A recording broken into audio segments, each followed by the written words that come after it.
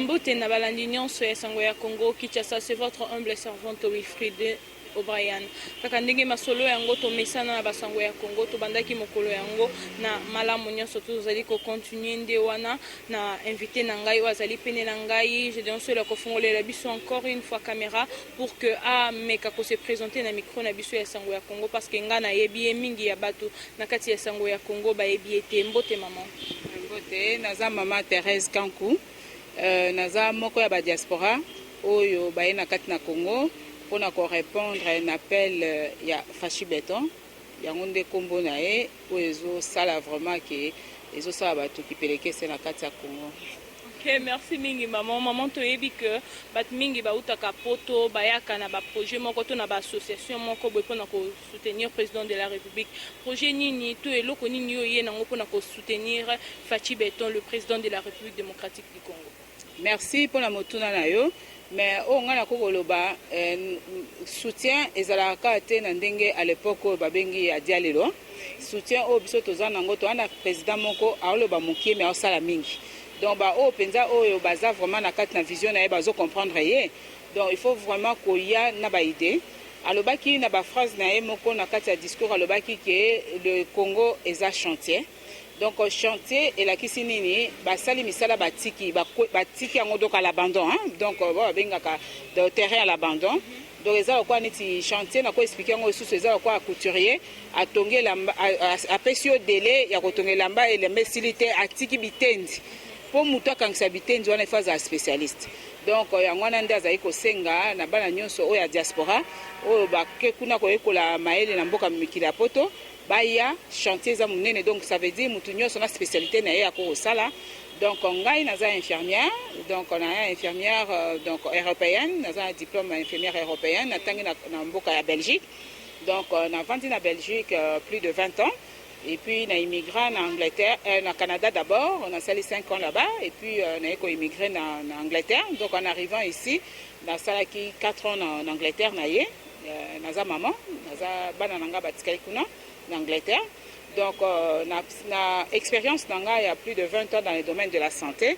Yango nga na mibengi peke na koza pe chef de chantier nanga, parce que nga na ye nanga ba o batikali donc c'est ça.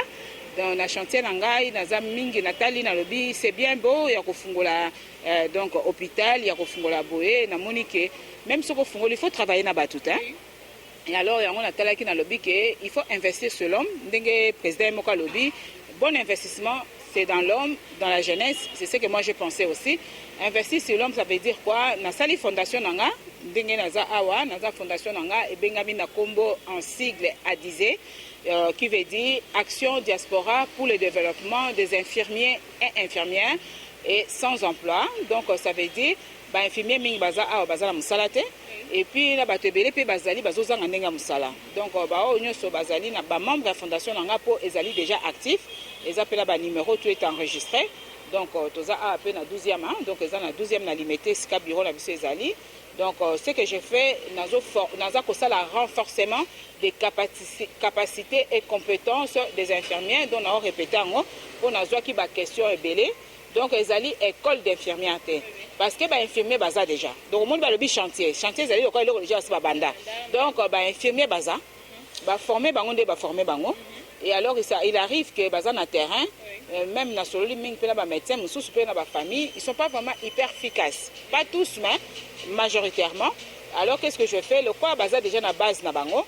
Qu'est-ce que biso to sala to ça ndeni ni tozo ko Lucas ngai siko na kati ya fondation nanga tozo que ko renforcer déjà au bazali au base déjà connaissance au basu qu'on mettre en ordre de façon que bayeba c'est quoi est-ce que d'abord l'histoire de l'infirmière.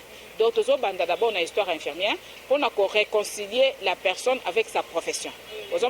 Alors si on va comprendre déjà c'est quoi la profession et comment ma bango engagement. Et la deuxième des choses c'est quoi l'identité de l'infirmière. Alors l'identité de l'infirmière pour infirmière ba ebié ate. Ah ouais comme le quoi neti pour muta simba yo tous les docteurs. Docteur c'est autre chose, infirmière aussi c'est autre chose. Infirmière n'égale pas seulement aux piqûres, l'infirmière c'est quelqu'un vraiment qui soutient. C'est l'infirmière qui accompagne, c'est quelqu'un qui éduque, qui est quelqu'un qui a la connaissance, qui encadre et qui facilite aussi la communication entre les patients et le médecin. Avec tout ça, avantage nini au fait nyonso to oyo eyeli pepe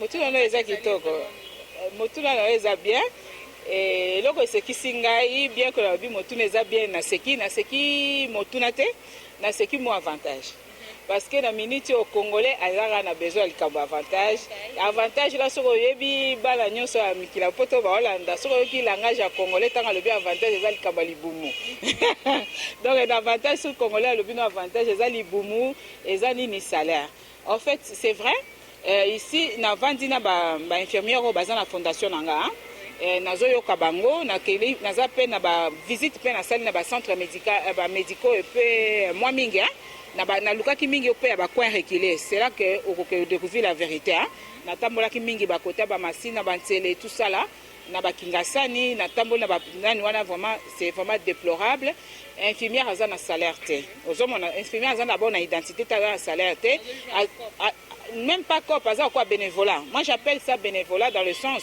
ce que lobby que oza musala et la kisini c'est un travail c'est le salaire.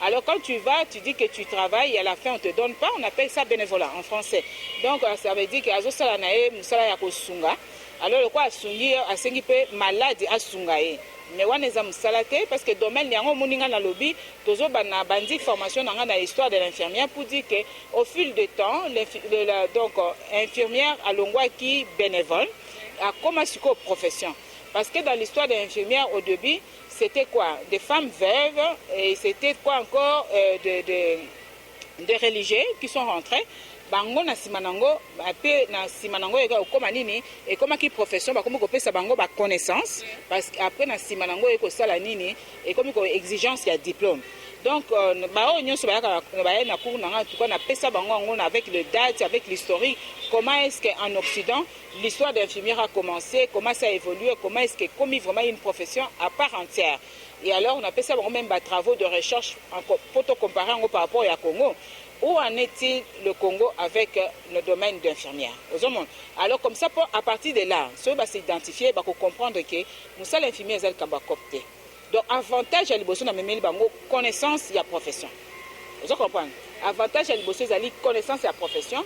Deuxième avantage c'est nini soko yebi profession na yo okoyeba kolingango et kokoyeba koluka parce que la profession d'infirmière ezaka toujours continue dans le sens d'état neti tozana ba maladie obengaka épidémique pandémique donc il faut d'abord ça demande chaque fois donc on a bien un recyclage normalement ils ont recyclage té bengango nani formation continue donc baza ko pesa no ba formation en rapport avec makambo ezali donc de l'actualité de façon que infirmière a vraiment un niveau moko na réalité ils en terrain mais c'est que tout le monde a infirmière vraiment en dehors il y a réalité déjà yemo comme yebiti aza nani mutunyo sako ya latineka blouse blanche même tabalabala c'est que j'ai compris sur toi ali leki docteur au comité docteur sur ali leki infirmier au comité infirmier et ou infirmière au yopo tubitonga mutakufa bukana etaliote l'essentiel a pesimbongo.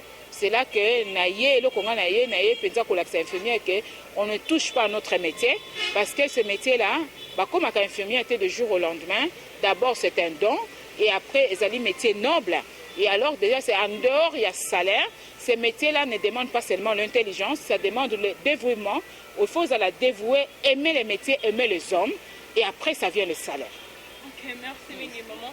Et par rapport aux gens qui disent que chef de l'État azali kosala lelo côté azali koloba mingi na uti koyoka yo koloba que chef de l'État azali koloba mokema azali kosala mingi mais peuple congolais totai na ngamu mususu ya bandeko biso bazali na opposition bazali koloba que président de la République azali kosala lelo côté parce que azali koloba mingi azali koloba moke yo tonke ozali diaspora oye apona ko soutenir chef de l'État maloba ne kozali na bandeko balandi o bazali kolanda biso motu nango eza kitoko mingi mais avant na yanola yo na kolinga koyebiso ke oyebi soki toke na stade moni bato bazala libanda basoutenaka bamonaka bafaute nyonso eza na terrain comme si soki azwi ballon ya kodribble mamoka atie bi ozo comprendre la réalité sur le terrain n'est pas égale à la vérité oyo bato bazoloba na monoko en tout cas chef de l'état nga na omona esika azoloba ebele te mais si chef de l'état parle azoloba na raison tant aloba na raison na sens nini soki bazosalela bino makambo ozo comprendre te ça porte confusion parce que le développement nyonso ezaka en douce mais ce que ezoya na brutalité ememaka donc oyo abengaka donc trouble ozomona. Alors nga na so na lobi no bongo na sens nini parce que chef de l'état c'est un Congolais de père et de mère, mwana mboka et puis aza mwana quartier esika tozali, donc ce qui fait que ayebi esika libulu ezali, ayebi esika donc molili ezali, donc ntango azoloba ayebi souci ya peuple congolais, ayebi nini akokosala en priorité, donc en premier, donc ayebi programme wana. Alors le fait qu'ayebi yango akobandaka akosala sala te, mais ntango azosala oyeba que depuis plus de 20 ans tovandi na kati ya mboka oyo ezali ke président de la République azalaka na connexion na peuple te. Président de la République a solo la kana peuple te. Ozomon. Mais le fait que azo solo na peuple, ezo créer ba problème. Ozomon. T'as un peu ce exemple à monquer. Tant que président a salarié premier voyage na debi, aye à la kisi même bili le tambola kite, retour d'argent na banque. Ba moni pe que na kati compte hein côté où il y a des dépenses présidentielles zoya. Au monde ça qui paye les caisses. Bon, le vrai problème, ce n'est pas ça. C'est le message fort au président Zaropesa. Il y a un monde malade. Il faut, ça, c'est la politique. Hein. Il faut comprendre ça dans l'autre sens. Parce que dans la politique, on comprend donc la langue parlée. On dit, en politique, on comprend la langue non verbalisée. On comprend le sens. Parce que Makambo, président de la République, Azali, Olia Lexatana ye, Nakolobake, Bilo Salaki Boyetenga na Saliboye. Président de la République, Eloko Yazo Sala, Azoko Linga, Kolakisa, qu'est-ce que vous devez connaître? Il faut oye bakozali congolais opona kingai, Azo pe sa rapport ya mandat au bapesier. Alors comme ce n'est pas de la coutume ya ba congolais, hein? Ce que congolais pe le quoi aye bien goté, comme congolais pe un moko bo alandara neka ande babenga malanda ngombe.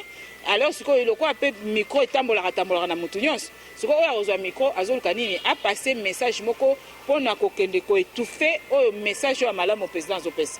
Parce que mbongo o président zo bimanango, mbongo o président zo sur l'engagement, ezali a poche na été, ezali mbongo ya mboka, mbongo ya bana Congo. Donc ce qui est vrai, partout azo kene il faut qu'il donne de compte. Hein? Il y a de comptes à rendre avec la population. Ozomona yango na siko bango bazo sepela nango te parce que bango balinga koloba te. Lokwa bazo loba te bazo kabata babongo wana bazo bomba, les misusu basali voyage et ezo coûter les misusu ba 10 000 francs, bango babakisi ba zéro na sima. Ozo comprendre. Alors ce que tant que président azo ba pesier montant na paye à 10 000 ba ba zéro na sima avec idée que ça lokwa abiso. Mais tant que président qui a utilisé a zongisi o eleki, alobi ke muto azo bebisa biso azo sopa biso pour. Et juste ça. Merci maman. Mais comment vous avez dérangé le peuple congolais, avant que le président de la République comme à Bokondi, que le président Karasoba comme à Bokondi, le long des dollars républicains. Mais quand vous avez dollars comme dans la République démocratique du Congo, et comme vous avez le dollar, le commune à 17 001 $.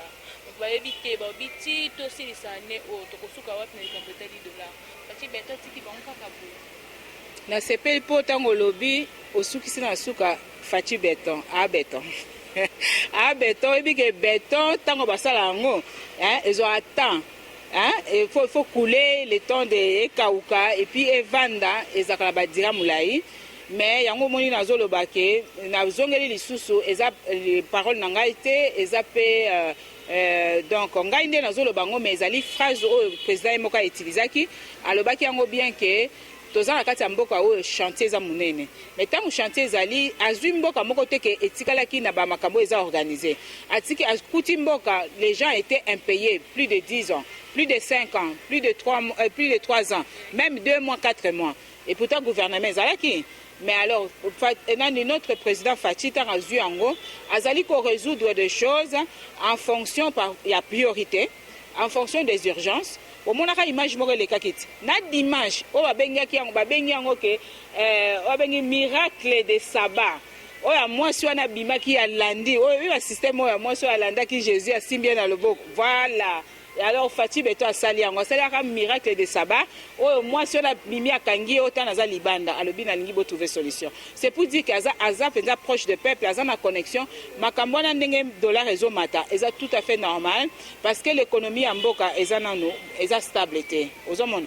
Alors moni ndenge azo bima bima o bato bazo comprendre te il est en connexion avec ba voisins avec les pays étrangers pour na ko signer ba contrat les contrats avec les pays qui permettent biso bamisala ekota na mboka. Dès que les bamisala ekota na mboka, il y aura la stabilité parce qu'il y aura des paiements des impôts et il y aura la possibilité que tout Congolais azana musala. Bon, déjà là, d'ici là, tous fêté un an, avant que tout bon année banda awa, au mona, boya, au mona bate bende ba oke misala.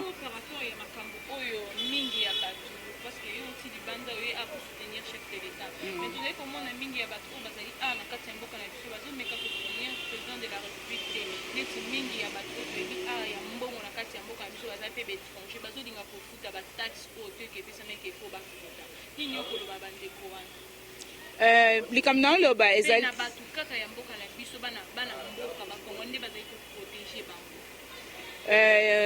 motuno eza bien, non seulement bien, je pense qu'ils ont mérité mention, il y a excellence. Tout simplement, avant de répondre à le peuple congolais a quoi aveugle en canne. Oui, aveugle sans canne, ils ont quoi mais aveugle en canne. Aïba kotia, aïba liboule zabo zabo. Déjà quelque chose déjà avancé. Ça veut dire quoi? On a matérialisé l'ICC1 et l'Axinine. Congolais à Maële. Malgré bavandi ici plus de 20 ans. Bakangi bango misu, bakangi bango matoi, bazo comprendre té. Parce que Congolais vandi, ils sont mono vandi na mboka nos ana identité. De choses ana identité, ça veut dire ba identifier yoté, ba yebi pe yoté. Vous comprenez? Alors ça c'est une chose. Et puis la deuxième des choses, Congolais ba tient na mutuke. Malam va payer ça comme bon à tous les jours, qui va payer ça au salaire à la fin du mois. Donc il y a un problème, il y a communication avec le peuple. Donc il y a un moment même quand on est déjà pour un programme, il y a une gratuité. Sur le landeli, Azaki a un salaire à 35 000 francs. Bah foutu $200. Na 35 000 francs, 35 000 francs, et ça même tout va à $20. Donc il y a 500 t. Vous comprenez? Azana $200 en 10 000. Mais sur le binini. Biso to mesana ba parents ba pesaka biso moi motivation likamuso bazo lelande motivation sozo mateke bazo komisa ba congolais na ba baza mayele ba komisa bango bazoba pour ne pas construire le pays. Vous comprenez? Il est de même le fait que ba komisa bango bazoba, ils savent même pas comment revendiquer le komboka. Yango moni ba formation mingi tozo pesa la formation, il y a développement des capacités et compétences que dont moi aussi je fais partie na bato ya groupe il y a ba formateur. Donc, une formation d'abord, premièrement, il y a kolinga mboka, il y a koyeba mboka, koyeba ba valeur, ko respecter les emblèmes et babilo ko mboka. C'est là maintenant ko fungola congolais misu. Sora kei na musala. Yango moni ne président le baki boko ya, boko sala ba société awa, mais boko mema ya biso nyoso kuna te mais bo sala awa. Tant que vous sala awa boko futa un peu, boko futi mo na mboka, c'est comme ça le peuple va se développer. Parce que la minute où tu reconnais le bate que congolais pour sa beauté, il n'a pas l'information. Yango zo mona ke ba msuso bazo kosa bango bolinga ba diaspora te biso toye awa na mboka kuna neti ngana za infirmière ba nyoso poto ba yebi na saluer maman Denise na Paris oyo to solo ne longtemps kala mingi te azoya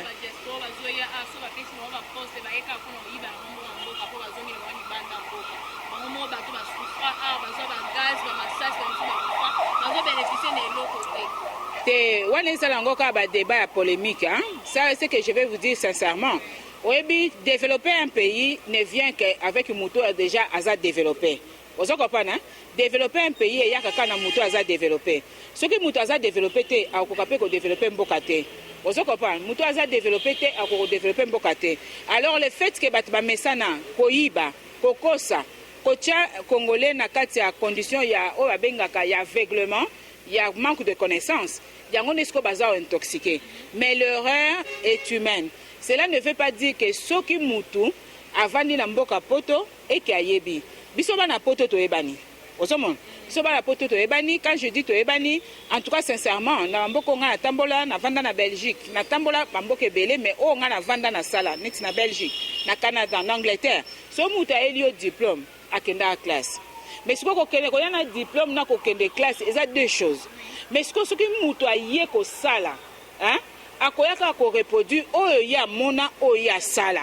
Mais ce qui muto a commis ne sikana a beti boy. Et ça manque une expérience qui peut arriver à tout le monde, même il y a Congolais sur place. Na Congolais awana, et a ngolo komo to bomanate, et ça quoi neti ce qui muto azana donc azana non comment dire inexpérimenté, et azane azande na besoin ya oyo aza na expérience asimba ye na loboko to passé to abiso bana mboka po pouvoir oyo eza penza mboka nyonso aya mutu azoba aza te mpo na poto même mutu aliboma soki bapesi ye kisi bastabilize bandi oyebise ke akenda kotika ata batembo na coin ozo comprendre nga makambo na viva yango wana mais alors mwana mboka oyo asali buzoba kasho ezali bakotisi ye ezali centre de rééducation ozo comprendre ala comprendre makambo tobendi ye il faut obongisa punition topesa yango na bongisa tia makambo oyo tokutaki na poto oyo mundele asali otyango na misala.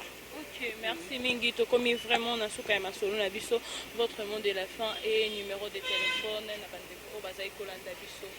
Mon ngai ya fin eza nini ngai naza mama Thérèse Kankutere Chitenge nazali moko ya bino ya diaspora na vendu plus de 30 ans na boti na bali na sali pe ya classe kuna soko moni nga leo na ye awa eloko nga gagné pe bambongo ebele na yeli ya mbongo te depuis le 8 mars on azo sala ce que je fais et ali soutien idéologie na ole sabana na biso naza na base moko pe munene on a créé ezali ko créer on a ça c'est par rapport ya connexion ya makambo nga na pesi nga na viva na mboka mundele ya ngonde eza plus important to kene na mboka ana na solola kina ndeko na biso mususu mama Denise na kapati à Paris na yebisa ki nini on a gagné beaucoup d'argent là-bas ba 10 000 ba 20 000 nyonso ana mais mundele longola kabiso 50%. Alors, on dit 50%, lundi sur 50% na yoana.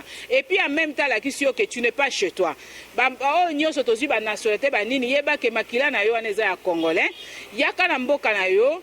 Tchalibaya chantier za munene na spécialité na yo nga nazo benga spécialement ba oyo bazali na kati ya programme santé ba infirmiers surtout les infirmières autonomes oyo ba infirmières to bengi ba benga autonome na français na chez les français na Belgique ba benga mo infirmière indépendant je suis parmi le vôtre au père Zalaki infirmière indépendante là-bas na sengi bilobo ya awa to développer domaine ya santé à soins à domicile to bomo na kalamingi te to sala sortie moko sur le terrain pour na komona bana mboka nde baza ko kufa par manque de connaissances par manque de prise en charge comme il faut et ko diminuer charge ya ko tindaka bambongo ya roboma bibembe ya ko kunda bibembe plutôt ya ko kende ko tinda ba soins médicaux parce que c'est très important de prendre en charge sa famille et aussi la population. Numéro nangai ezali 085 plus 243 85 34 34 500 plus 243 85 34 34 500 bobenganga na komema bino na nzela moko ya malamu parce que faut tozala liboke pona Congo ekende liboso. Ok, merci mingi maman et merci mingi na bandeko balandi o bozalaki wana pona kolanda masolo na ngai na mama na mukona lelo. Je dirais un grand merci à toi Gédéon Swedi qui était derrière la caméra et à toute l'équipe technique ngana bino balandi nyoso tu ya sango ya Congo tokutani à la prochaine numéro. Bye bye. Merci maman. Merci. Eshima, votre magazine qui bat au rythme de l'actualité. Une réponse à vos besoins en information, un éclairage dans divers domaines. Impartial, documenté, instructif. Eshima au cœur de l'info. Retrouvez la nouvelle édition. Exclusivité, Sakumbi Molendo, le réformiste qui vient stopper l'hémorragie, suspension des fonctionnaires peu intègre, numérisation des titres fonciers et climat de confiance avec les collaborateurs, le nouveau gestionnaire des terres congolaises fixe les nouvelles règles de jeu. Focus, Lambert Mindi, Omalanga, le souverainisme comme un dogme. Redressement délaissé, Tomaluaka Losenjola, l'homme de la situation. Dossier Eshima, fini les vacances, vive les rentrées. De la politique au judiciaire, en passant par les scolaires, les derniers trimestres de l'année 2019 en RDC est décoiffant. Économie, BCC, un cadre des rétrocommissions et détournements à passer au peine fin. Découverte, Claude Ibalanki et Colomba, les coordonnateurs du MNS au centre de l'action de Félix Tshisekedi dans le Grand Lac. Les dialogues et pourparlers en RDC qu'en tire le peuple. Tubaou, la clé de la mythologie kassaïenne. Retrouvez l'intégralité du magazine Eshima dans les kiosques. Eshima Magazine, un nouveau standard d'information.